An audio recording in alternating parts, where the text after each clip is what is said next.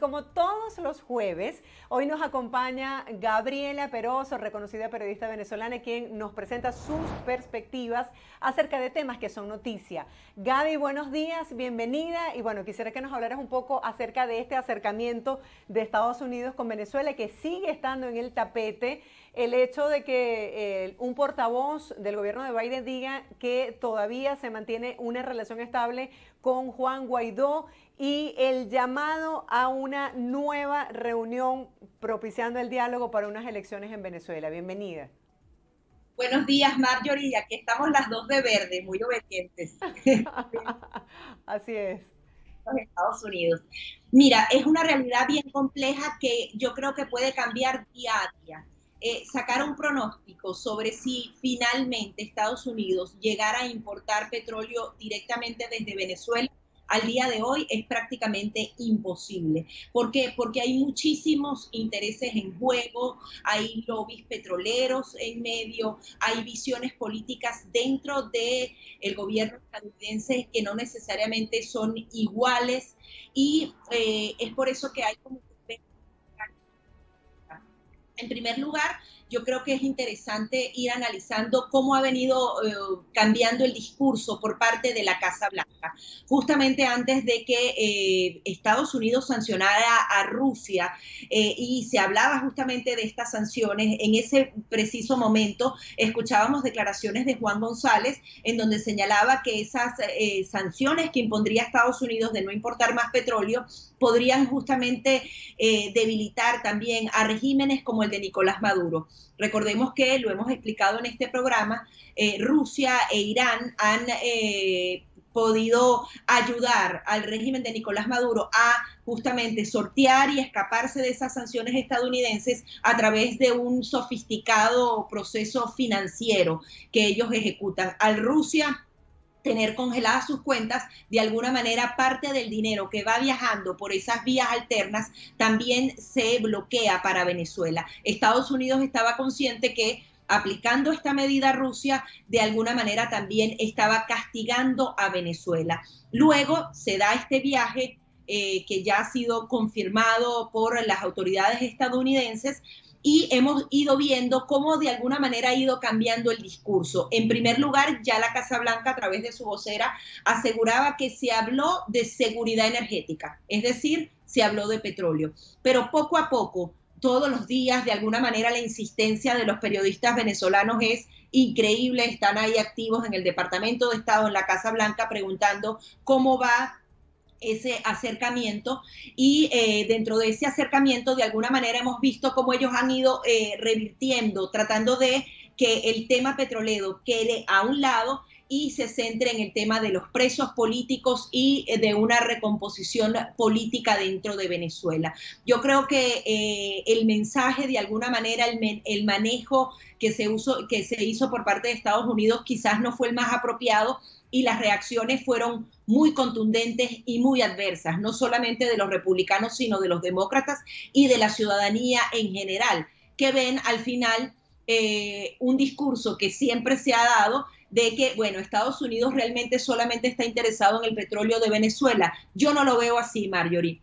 Aquí hay un equipo de personas que está trabajando justamente en esa solución global. Sin embargo, como se planteó al principio, como se manejó las primeras 2 semanas, en donde la información más bien fue filtrada a través de un medio norteamericano, no hubo una respuesta inmediata de Estados Unidos explicando el porqué de ese acercamiento, que en definitiva se traduce de un cambio de política, por lo menos la gente lo interpreta así, aunque ayer el vocero del Departamento de Estado decía que no hay ningún tipo de cambio de política, como tú lo mencionabas. Ellos continúan apoyando a Juan Guaidó. Todo ese ruido que se genera alrededor es muy complicado. Sin embargo, a pesar del ruido, a pesar de que dijeron que por ahora no se está hablando de importar petróleo a Venezuela, de alguna manera los diferentes actores que componen toda esta trama siguen avanzando en sus intereses. De alguna manera se está buscando que la Mesa de México se reactive, porque Estados Unidos ha sido muy claro. no va a haber ningún tipo de avance en ese levantamiento de sanciones si no hay avances en el tema político. Hay un punto que me pareció muy interesante en una serie de reuniones que ha tenido la Atlantic Council y otros grupos de pensadores estadounidenses que justamente tratan de que esa relación entre ambas naciones se lleve a cabo de la mejor manera, y es que decían que las sanciones son muy fáciles de imponer, pero muy difíciles de levantar. Y justamente se está estudiando en esos avances, en que si por casualidad se va a enviar petróleo a Estados Unidos, las sanciones no sean derogadas, sino que sean modificadas y se actúe dentro del marco de las mismas licencias que permiten esas excepciones dentro de las sanciones. Es decir, de alguna manera podríamos ver en el futuro que Estados Unidos podría decir hay posibilidades de que el petróleo venezolano llegue a suelo estadounidense, pero no estamos levantándole las sanciones a Nicolás Maduro, no se derogan, sino que se trabaja en el marco de esas sanciones con ciertas excepciones a empresas específicas. Ya la empresa Chevron ha dicho que ellos están preparando el terreno, ellos tienen rato tratando de que esto se tienen grandes deudas que no han podido cobrar y ellos están dispuestos a que se haga eso. Pero hay otro punto importante en lo que ellos están dispuestos, que estos centros de pensamientos y otros grupos, incluso de venezolanos, quieren que el tema petrolero siempre pase por el tema humanitario. Es decir, que no sea una transacción entre... Sí, Gaby, quería que nos hablara justamente de eso porque mucha gente se pregunta en este momento en qué se dio Estados Unidos para que Nicolás Maduro autorizara la liberación de estos dos presos políticos estadounidenses. Si no es el tema del petróleo, porque recientemente dijeron que no estaban negociando la compra de petróleo en Venezuela, sino que estaban buscando la liberación de estos presos políticos y también que se diera el diálogo. Entonces, ¿qué cambió tras bastidores en este encuentro? Bueno, yo creo que no ha cambiado absolutamente nada, Marjorie. Estados Unidos dio este acercamiento, ya es el simple hecho que un funcionario de la Casa Blanca no visitaba a un funcionario de la Casa Blanca a Venezuela desde la toma de posesión de Hugo Chávez, es decir, desde 1998. Eso es ceder por parte de Estados Unidos, viajar y reunirse directamente con Nicolás Maduro cuando justamente habían sido muy claros de que ellos no tenían nada que conversar. Yo no creo que ahorita Estados Unidos haya dado algo a cambio. Para Venezuela, de alguna manera, ese viaje de funcionarios estadounidenses a Venezuela, de alguna manera le daba una cierta victoria a Nicolás Maduro. Y yo creo que ese simple gesto por parte de Estados Unidos le valió la pena a Nicolás Maduro para producir la liberación de estos dos norteamericanos. Que haya habido algo adicional, no lo sé. Pero yo creo que ya era un gran paso Estados Unidos en hacer esto, y ahora han querido aclarar que no se trata de un cambio de postura por parte de Estados Unidos. Con respecto a lo que te decía de la ayuda humanitaria, ellos están justamente buscando la manera de enlazar directamente que cualquier compra que se haga de petróleo al régimen de Nicolás Maduro, ese dinero no vaya a su bolsillo, sino que vaya a ayuda humanitaria. Hay dos propuestas específicamente por parte de Francisco Rodríguez y también del llamado Grupo de Boston. Son unas propuestas que están bastante estructuradas para buscar un mecanismo de transparencia para que ese dinero llegue a ayudar a los venezolanos. No sabemos si esto está dentro de las discusiones, ahora dicen que no hay discusiones por petróleo, pero esto sería muy importante porque la percepción del venezolano es: si eso va a enriquecer al régimen de Nicolás Maduro, mejor que no hagan absolutamente nada. El venezolano que está dentro de Venezuela dice: oye, que se haga algo, que se mueva la mesa de alguna manera para que por lo menos algo de ingreso llegue y la situación del país mejore. Pero ambos grupos, a favor y en contra, dicen que si eso se amarra directamente a la ayuda humanitaria, de alguna manera la percepción cambiaría muchísimo y estarían mucho más de acuerdo en ese intercambio comercial directo con el régimen de Nicolás Maduro. Entiendo que estas son iniciativas muy recientes. ¿Tienes idea de qué manera ellos pueden garantizar que este dinero vaya directamente a labores humanitarias, Gaby? Bien, hay diferentes vías, pero a veces esas vías ya se han intentado en el pasado en otros países, específicamente en Irak, y no han resultado de la mejor manera. Son mecanismos que se pueden realizar a través de Naciones Unidas, en donde justamente hay como una especie de garantes, hay alguna especie de fondo, en donde justamente el intercambio comercial va a una cuenta específica de dinero que es manejada por organizaciones que van relacionadas directamente a Naciones Unidas. A pesar de que había una gran estructura en el caso de Irak, se pudieron robar una buena parte de lo que era eso. Iba solo una ínfima parte de ayuda humanitaria y justamente el régimen de esa nación podía hacerse con el dinero. Entonces están tratando de mejorar aún más esos mecanismos que de alguna manera ya existen para ver si eso se logra. Sin embargo, esto hasta ahora no ha sido mencionado por el gobierno de Estados Unidos. Los funcionarios que han trabajado el tema de Venezuela conocen muy bien estas dos propuestas. Quizás ellos tengan otras propuestas adicionales, pero aquí está el tema humanitario y está el tema de que se avance en materia política, porque Estados Unidos lo ha dicho muy claro y entonces no sabemos cómo se va a llevar esa discusión entre una negociación directa entre Estados Unidos y Venezuela, si acaso se va a dar esa importación, que sería el incentivo necesario de Maduro para volver a la mesa de México. Realmente la mesa de México es la respuesta y el camino que tienen los venezolanos. De alguna manera está muy desprestigiada. Escuchábamos a Jorge Rodríguez diciendo que se va a reformular todo lo que sería esa mesa de negociación y acuerdo. Creo que Gerardo Blay tiene una posición bastante fuerte dentro de toda esa estructura de la mesa de la plataforma unitaria, el régimen de Nicolás Maduro, los partidos políticos. Entonces quizás estamos hablando de una reformulación que no necesariamente toque a todos los actores, quizás se integren otros que han estado pidiendo estar en esa mesa de negociación, pero siempre hay la incredulidad de decir, pero realmente esa mesa nos va a llevar a un puerto seguro. Hay uno de los puntos que en algunas de las conversaciones tomábamos en cuenta. Estados Unidos decidió en esa mesa de México no ser protagonista, sino ser coprotagonista, estar un paso atrás y no estar sentado en la mesa como tal. ¿Sabes quién está sentado como protagonista en la mesa de México? Rusia. ¿Cómo queda justamente la mesa de negociación y acuerdo en este instante con un actor tan desprestigiado y con una posición tan delicada en el mundo actualmente?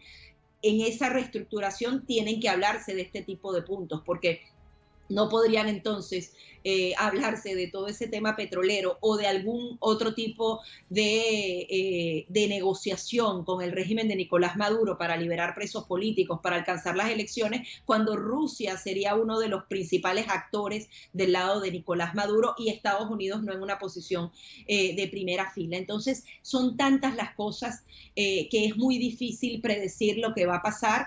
Yo sí creo que se trata de un acuerdo un poco macro que se debe construir. Creo que también el gobierno de Estados Unidos tiene que reconstruir la confianza con el gobierno interino, porque de la manera en que se hicieron las cosas no necesariamente contribuyó a fortalecer ese gobierno interino y sabemos que hay bastante molestia y que, bueno, de alguna manera esa relación se tiene que recomponer para tener la fortaleza suficiente, así como hace el régimen de Nicolás Maduro, que se mantiene duro ahí con Rusia, a pesar de que esté hablando con Estados Unidos.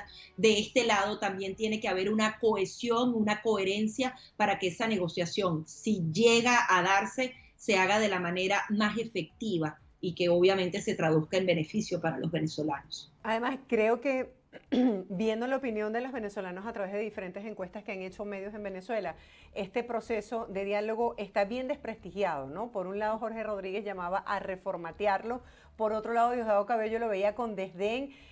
Sale Guaidó diciendo hay que sentarse a hablar para lograr elecciones justas y libres en Venezuela, en procesos que ya conocemos los antecedentes de las elecciones en el país.